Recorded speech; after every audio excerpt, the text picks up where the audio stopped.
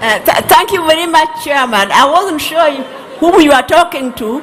I mean, whom you are talking about until you called my name. I thought that was someone else, but it is okay. I won't say very much because I already spoke about Beryl just the other day in church, but I was very surprised that so many people approached me telling me that they would have liked to hear a little bit more about Beryl's earlier life. And the person who can do that is none other than myself, because we grew up together. And like I think you probably know, our father Jaramogi had a special name for all of us. Oburu was called Onzugu, Raila was called Alualuya, Agola was called Wow. I was called Nyaginera or Dodi. She was called Handi or Wodwahanda. Odima was Dimesi, Osave, Sefji or Wodagot, and then Abiambo was Nyakamami. Oburu and Raila and Agola, most of them, if not all, during the early days used to call themselves Akinyi. And that irritated Achieng. It was not because of any love that those people had for me, but it was because I was bullyable. Whereas she had a very strong character, and if they sent her, she would just tell them, go yourself, you go and do it yourself. And even if your mother beat her, she wouldn't cry. Until my mother got so angry and said, this child has got no respect for me, because when a parent beats you, you know you are supposed to cry. But Beryl will tell me that I have decided next time she beats me, I will not cry. And then she wouldn't. You know, she had that sense of justice or injustice. If there was any injustice against her, she would stand up against it. And you know, she's the only one who would stand up against my father. People feared my father, but she would stand up and tell him no. When Agola and I were, first of all, let me say that when we were small, we had our special language that we used to communicate in, that other people would not understand, even if we were talking about them. In fact, there were two. One was called Sre language, and the other one was Gulu. So I'd say Achigulu, Achigulu, Awagulu, Nigulu. And then she'd tell me Akisre. Awasre ni Yasre, Wadisre, Basre. And nobody would know what we are talking about, even if we are backbiting you. My mother used to, I think she didn't really value preschool. So, but Beryl and I loved school, and we were staying here just behind. This is our home. So, we would plan that we are going to sneak to school.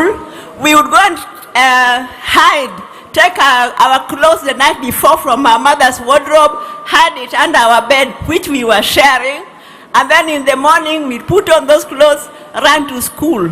And then after no time at all, we'd see my mother coming, and immediately we see her walking to school, we would be wailing, the school would come to a standstill because of the wailing. But we knew very well that she would find us, she would come for us, but we would still do it anyway. Eventually, my mother gave up and allowed us to continue going to school uninterrupted. I always admired the way she would stand up to our big brothers, Oburu, Raila, and Agola. But like I said, that was the reason why, because I was so mild, they were bullying me, so then they started calling themselves Akinyi's brother, and people thought because they loved me, Oburu, I knew your secrets. So, there's one time my father brought us from Kisumu to Bondo during the holidays so that we could pick cotton. Those days, this area used to grow cotton. And we couldn't imagine that now we are sophisticated girls and we are being taken to Bondo to pick cotton While other girls would be talking about having gone to movies during the holidays, and us, we would be talking about picking cotton. So my father left us, went back because he was to travel to Nairobi. But Oburu had come on holiday with Dr. Ngonga Achieng. I saw him here. We didn't tell them that we are supposed to stay here. When they were going back to Kisumu, we went back with them.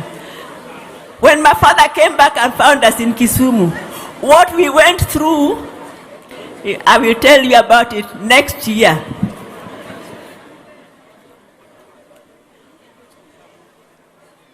So then one time, let me talk about how Beryl and I planned to confront my father about his strictness. When now we felt we are girls, we wanted to date.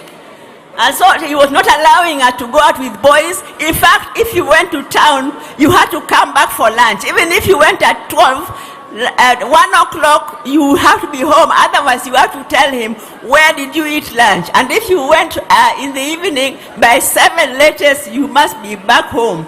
So we decided we will go and confront him and ask him to start treating us like adults. And we agreed that because Achieng was braver, she's the one who would start and then I will join. When we went to my father's bedroom and he got up and was shocked to see us because that was a first.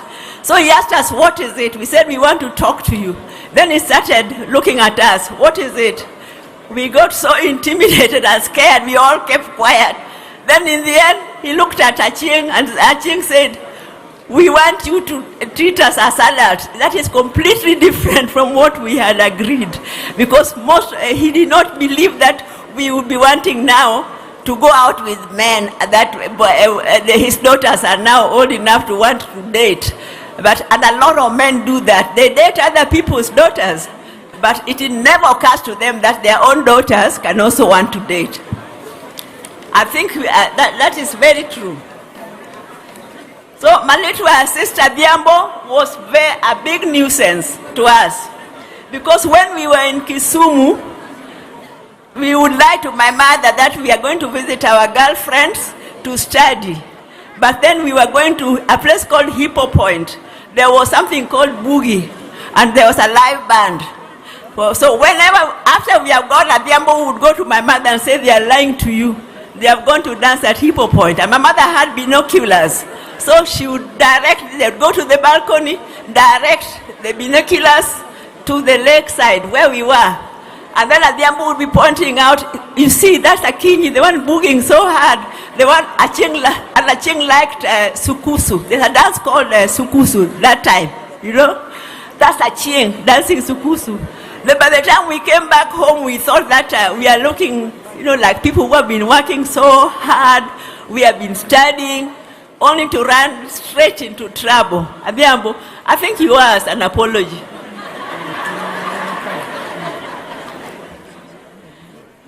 Beryl, like I've said, is one of those people who could stand up to my father and say no. So my elder brother Gola joined Nairobi School. I went to Kenya High School for my higher. But then Nairobi School was called Prince of Wales those days. And then my father said, no, what are people going to say about me that I have been preaching about culture and my children are going to Wazungu schools? So Beryl should go to Nyamira. I have never seen that type of war. My sister, Beryl, told him, why should I be the one to learn Luo culture? Was Luo culture created for me? I refuse. You know, he brought her here briefly, but she fought him until he removed her after only a short while. Yeah, so, and then another time, maybe I should stop there. I just want to say that Beryl was a professional, serious one. I went to visit her in Zimbabwe one time when she was CEO of Chichungwiza. And at that time, she was under 30 years old. But when we reached there, everybody rushed to the car, opened the car door for her. They took their briefcase, they were saluting her, calling her boss. And, you know, they are walking very fast to the office like a real boss. And here was our older sister wearing some very simple jeans. I could not tell them that I am the older sister, but I will tell you another day how I handled that situation, but not now.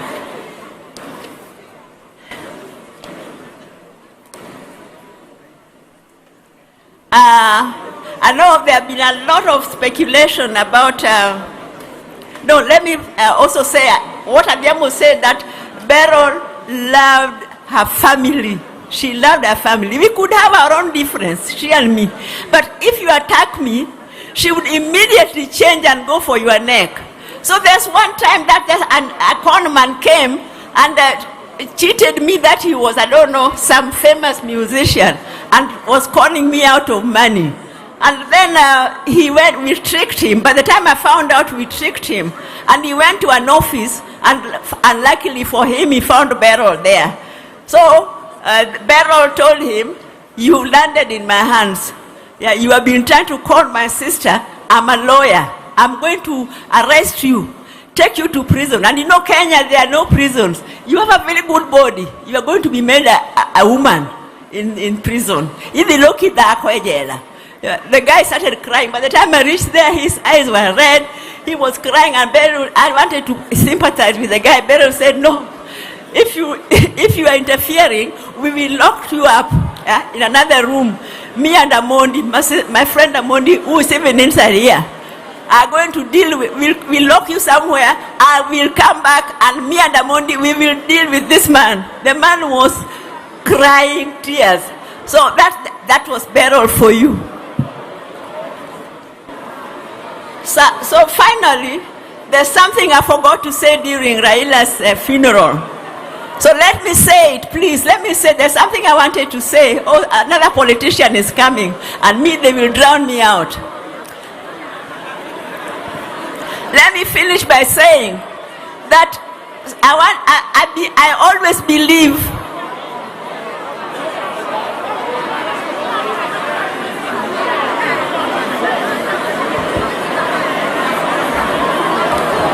Kindly proceed, Daktari. So I wanted to say during Raila's funeral that, first of all,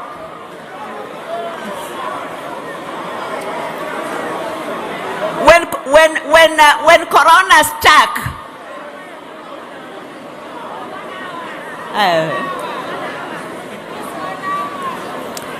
please people, you are spoiling my sister's funeral. Some of us are not even politicians, and politicians, I really want to plead with you. If you know that your people are going to disrupt functions, why don't you come early? I think your people are not being fair. So anyway, what I wanted to say during Raila's funeral, that after Corona, there have been so many deaths, so many sudden deaths, people just falling dead, and especially because of blood clot.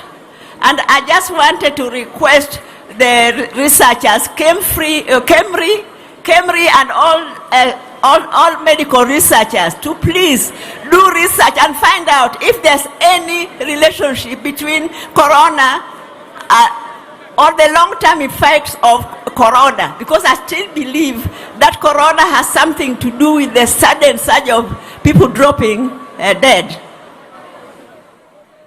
Finally, there's been an outpouring of love and sympathy towards our family from all over the world for what we have experienced the last 2 months. My mother had 9 children. 2 months ago, we were left 5. Now we are only 3. There were 6 boys and 3 girls. So somehow the boys used to die, but the girls have been strong. So Beryl's the first sister now to die. And I want to thank you all, because I had always prayed and prayed that please, when I looked at them, because I love all of them, and I love them equally, even in their differences. And I was always hoping that if one of us is to die before the other, it should be me. But that didn't happen. That was my wish as a human being, but God planned differently, and we are all going to go. Me, I cannot break down. I cannot break down because I have to be strong for Beryl's family. I'm now, all of us now, Auma, Chizi, Taurai, and your children, we, Dr. Buru, myself, Adhiambo and all the others, we are there for you. You are not orphans. Even if you need just a shoulder to lean, to cry on, we are there for you. We are there to support you. So I know there's been a lot of support prayers for us, and you feel it. But then there are also the negatives. Beryl and Raila had something in common. They would get angry very quickly, but forget equally quickly. So if you said anything negative in social media or anything, don't feel guilty. They have long forgiven you, and therefore even us as a family, we have forgiven you. We have no grudge. Rest in peace, be. Achisre.